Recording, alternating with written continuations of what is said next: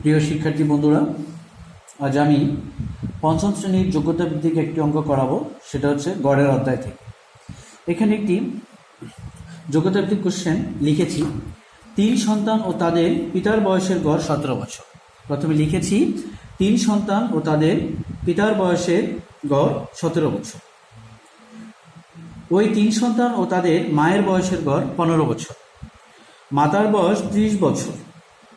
তার মানে 3 সন্তান আর তাদের পিতার বয়সের গড় দেওয়া আছে 17 বছর, আর 3 সন্তান তাদের মায়ের বয়সের গড় দেওয়া আছে 15 বছর, আর মাতার বয়স দেওয়া আছে 30 বছর। এখন প্রথম প্রশ্নটা বলা হয়েছে 3 সন্তানের মোট বয়স কত। তার মানে 3 সন্তানের মোট বয়স আমরা বের করব। তার আগে আমাদের শেষের দিক থেকে আমাকে খেয়াল করতে হবে, এখানে মায়ের বয়সটা দেয়া আছে, মায়ের বয়স 30 বছর। মায়ের বয়সের সাথে সন্তানের কোনটা সম্পর্কিত বয়স, সেটা হচ্ছে এটা, সেটা হচ্ছে 3 সন্তান ও তাদের মায়ের বয়সের সমষ্টি গড় 15 বছর। এখান থেকে দেখা যাচ্ছে আমি তাহলে বের করতে পারবো। প্রথম প্রশ্নে দেয়া আছে যে 3 সন্তানের মোট বয়স কত। এখন ক নাম্বার যদি প্রশ্ন উত্তরটা আমি লিখতে যাই, তাহলে আমাদের প্রথমে লিখতে হবে 3 সন্তান ও মা। 3 সন্তান ও মা কতজন হয়? সমান 4 জন। 3 সন্তান ও মা 4 জন, তার মানে এইটুকুর পরিবর্তে 3 সন্তান ও তাদের মায়ের বয়সের গড় 15 বছর। তাহলে আমরা লিখতে পারি যে সুতরাং 4 জনের বয়সের গড়, 4 জনের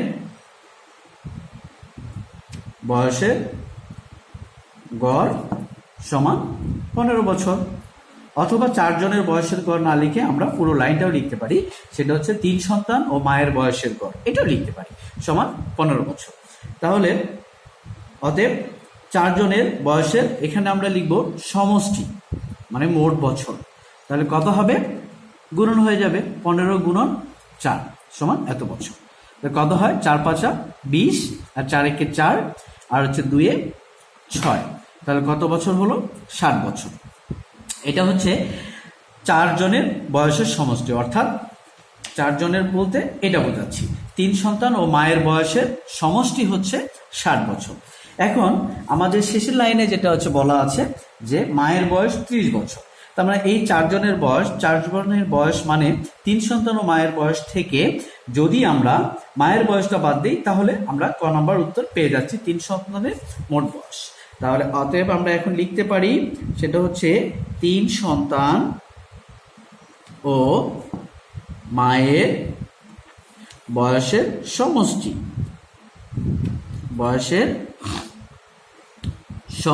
কত বছর? সমষ্টি হচ্ছে 60 বছর।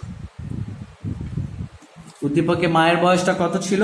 উদ্দীপকে মায়ের বয়সটা ছিল 30 বছর। তো এখানে আমরা লিখব মায়ের বয়স কত বছর? 30 বছর, এটা।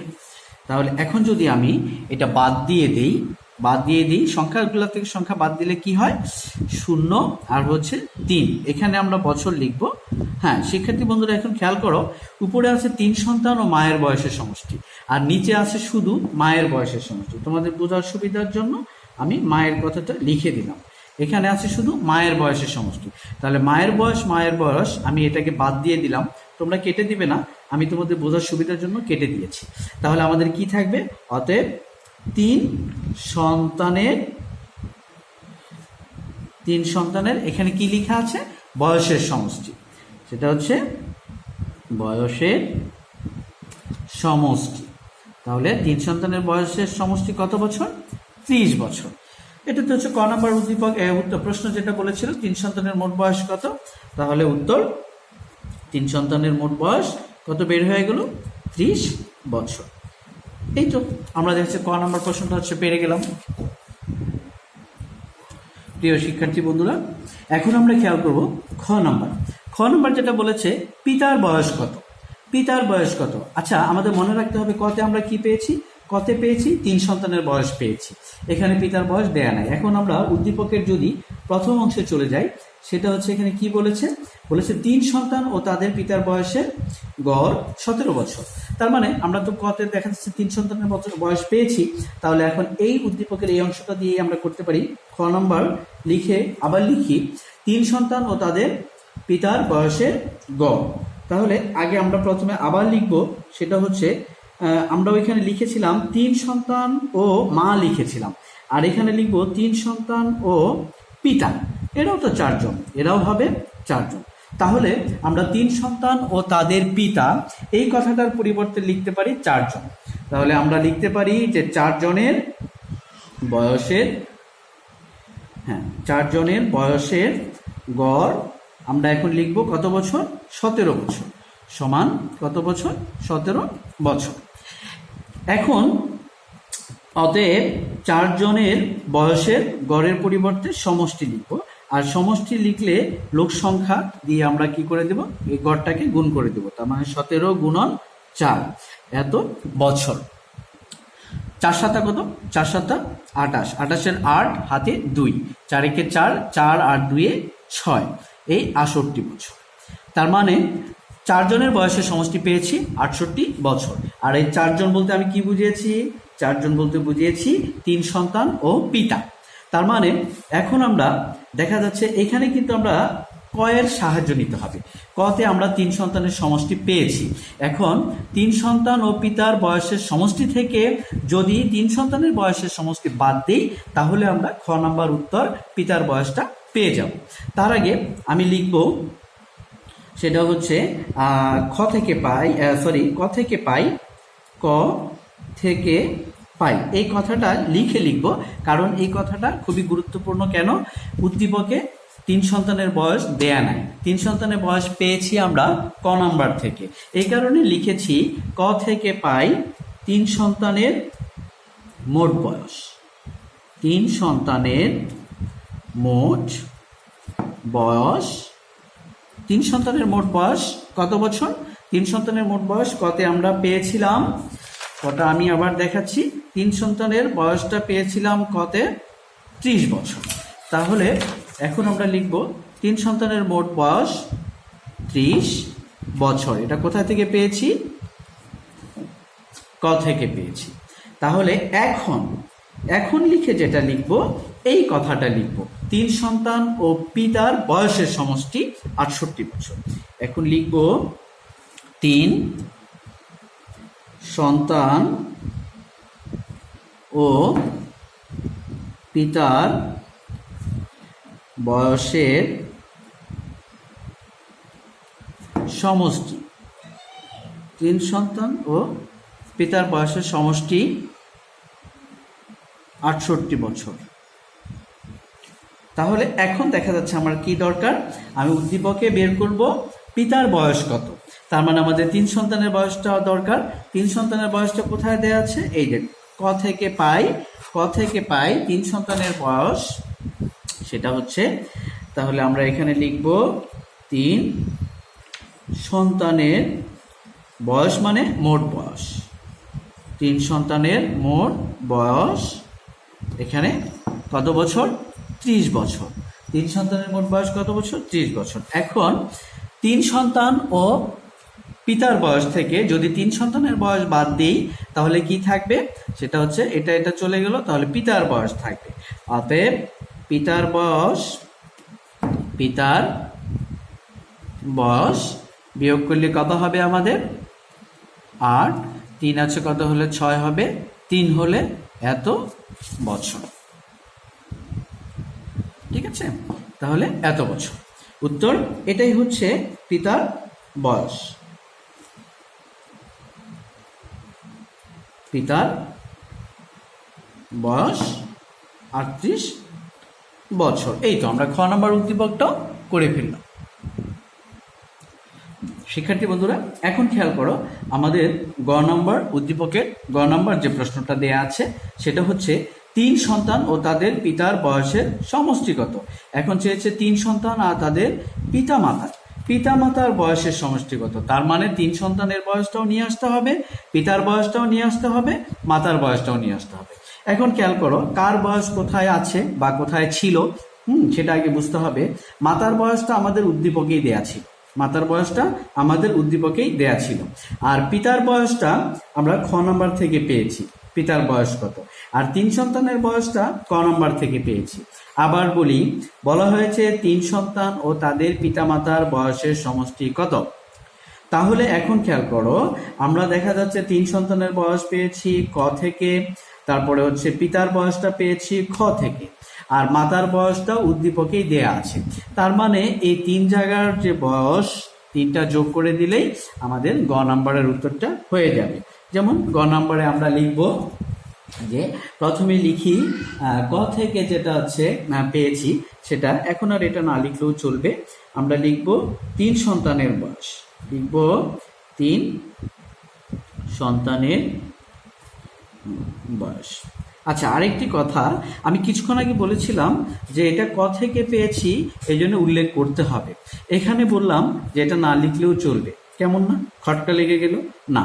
ঠিকই বলেছি, কারণ পুরো যোগ্যতা ভিত্তিক অঙ্কে যে কোনো এক জায়গায় উল্লেখ করা হলে পরবর্তীতে আর উল্লেখ করার দরকার নেই, কারণ 3 সন্তানের বয়সটা আমরা অলরেডি খ নাম্বার অঙ্ক করার সময় বলেছিলাম যে ক থেকে পেয়েছি, সে কারণে এখানে আর লিখলাম না।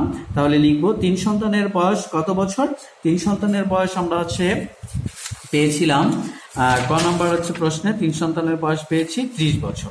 তাহলে এখন আমরা লিখব 3 সন্তানের বয়স 30 বছর। তারপর আমরা হচ্ছে কার বয়স লাগবে, সেটা হচ্ছে বলা হয়েছে তাদের পিতা ও মাতার বয়স।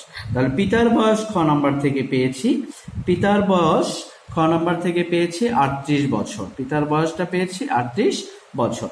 আর মাতার বয়স উদ্দীপকে দেয়া আছে 30 বছর। আমার প্রশ্নে চেয়েছে 3 সন্তান তাদের পিতা মাতার বয়সের সমষ্টি। তাহলে এখানে যোগ করে 3টা যোগ করে দেই, 0 8 0 যোগ করলে 8, 3 আর 3 6, 6 আর 3 এই 9। এখন এখানে আমি কার বয়স পেলাম, এটা হচ্ছে মোট বয়স। এখানে শুধু আমরা মোট বয়সটাই লিখে দিব, মোট বয়স সেটা হচ্ছে এত বছর। আর উত্তরে যেটা আমরা লিখবো সেটা, বা উত্তরে না লিখে আগে সুতরাং দিয়ে আরেকটা বাক্য লিখে দিই, আরেকটা সুন্দর হয়। সেটা হচ্ছে 3 সন্তান, মানে আমার প্রশ্নে যেটা চেয়েছে জাস্ট সেই কথাটাই। প্রশ্নে কি চেয়েছে, 3 সন্তান ও পিতা মাতার বয়সের সমষ্টি, পিতামাতার বয়সের সমষ্টি সেটা হচ্ছে কত আমরা পেয়ে গিয়েছি, সেটা হচ্ছে 98 বছর। এই তো, তাহলে উত্তর আমরা হচ্ছে 3 সন্তান আর পিতামাতার বয়সের সমষ্টি পেয়েছি কত বছর, 98 বছর। এটাও আমাদের হয়ে গেল। শিক্ষার্থী বন্ধুরা, গ নম্বর প্রশ্নটা খেয়াল করো, এটা আরো একটু মজার প্রশ্ন। সেটা হচ্ছে পিতা মাতার বয়সের গড় কত। গ নম্বরে বলেছি পিতা মাতার বয়সের গড় কত। এখন আমাদের খেয়াল করতে হবে পিতার বয়স কোথায়, মাতার বয়স কোথায় পেয়েছি, সেখান থেকে দেখা যাচ্ছে আমরা যোগ করব। আর যোগ করলে কোনো কিছুর যোগফল থেকে গড় বের করতে হলে সেই যদি জিনিস থাকে তাহলে জিনিসের মোট সংখ্যা, যদি লোক সংখ্যা থাকে তাহলে লোকজনের যে মোট সংখ্যাটা, তার মানে মোট সংখ্যা দিয়ে সমষ্টিকে ভাগ করলে যে রেজাল্টটা পাবো সেটাই হচ্ছে তাদের গড়। এখন যদি আমি এখানে করে দেখাচ্ছি, বলেছি পিতা ও মাতার বয়সের গড় কত, তাহলে আমি এখানে লিখি এটা ঘ নাম্বার প্রশ্ন। তাহলে প্রথমে আমাকে লিখতে হবে পিতার বয়স। পিতার বয়স কোথাও পেয়েছি, হ্যাঁ পিতার বয়স আমি কোথায় পেয়েছিলাম, পিতার বয়স পেয়েছিলাম খ নাম্বার থেকে। তাহলে পিতার বয়স কত পেয়েছিলাম বন্ধুরা বলো তো, পিতার বয়স পেয়েছি 38 বছর। আর মাতার বয়স তো উদ্দীপকে এটা দেয়াই আছে, হ্যাঁ সেটা হচ্ছে 30 বছর। মাতার বয়স কত বছর, 30 বছর। আচ্ছা, আমরা এখন এটাকে যোগ করে সমষ্টি মোট বের করবো, তাই না? তাহলে মোট বয়স কত হবে, যোগ করলে 8, 3 আর 3 6 এত বছর। এখন খেয়াল করি পিতা ও মাতা কতজন হয়, পিতা ও মাতা মিলে আমরা দেখছি 2 জনই তো হচ্ছে। পিতা একজন মাতা একজন, তাহলে পিতা মাতা মিলে 2 জন। অতএব আমরা লিখতে পারি পিতা ও মাতার বয়সের গড়। পিতা ও মাতার বয়সের গড় কত বছর? পিতা ও মাতার বয়সের গড়, তাহলে আমরা সমষ্টিকে দেখা যাচ্ছে 2 দিয়ে ভাগ করে দেবো। সমষ্টি কত ছিল? 68। 68 ভাগ 2 এত বছর। তাহলে এখানে কত? 8কে যদি 8কে যদি 2 দিয়ে ভাগ করি তাহলে 4 দুগুণে 8, আর 6কে যদি 2 দিয়ে ভাগ করি তাহলে 3 দুগুণে 6 এত বছর। পাশাপাশি ভাগটা আবার খেয়াল করো, ডান দিকের যে এককের ঘরের যে হচ্ছে অঙ্কটা, 8কে যদি 2 দিয়ে ভাগ করি তাহলে হয় 4, আর 6কে যদি 2 দিয়ে ভাগ করি তাহলে হয় 3, এই 34 বছর। এটা হচ্ছে পিতা ও মাতা। পিতা ও মাতার বয়সের গড় হচ্ছে 34 বছর। উত্তর 34 বছর। প্রিয় শিক্ষার্থী বন্ধুরা, আমি ক্রমান্বয়ে বিভিন্ন ক্লাসের কিছু কিছু গুরুত্বপূর্ণ অঙ্ক নিয়ে আলোচনা করব। আর তোমরা প্রত্যেকেই যদি আমার সাথে ক্লাসগুলো করতে চাও তাহলে একটু আমার চ্যানেলটিকে অবশ্যই একটু সাবস্ক্রাইব করে নিও। তাহলে তোমরা দেখা যাচ্ছে যে যখন আমি ক্লাসটি করব অটোমেটিক্যালি তোমাদের ইউটিউবে দেখা যাচ্ছে যে আমার লেকচারটি চলে যাবে। ঠিক আছে, দয়া করে আমার চ্যানেলটি সাবস্ক্রাইব করো আর আমার সাথে ক্লাসগুলো ফলো করো, তাহলে তোমরা দেখা যাচ্ছে অনেক উপকৃত হবে। আল্লাহ হাফেজ।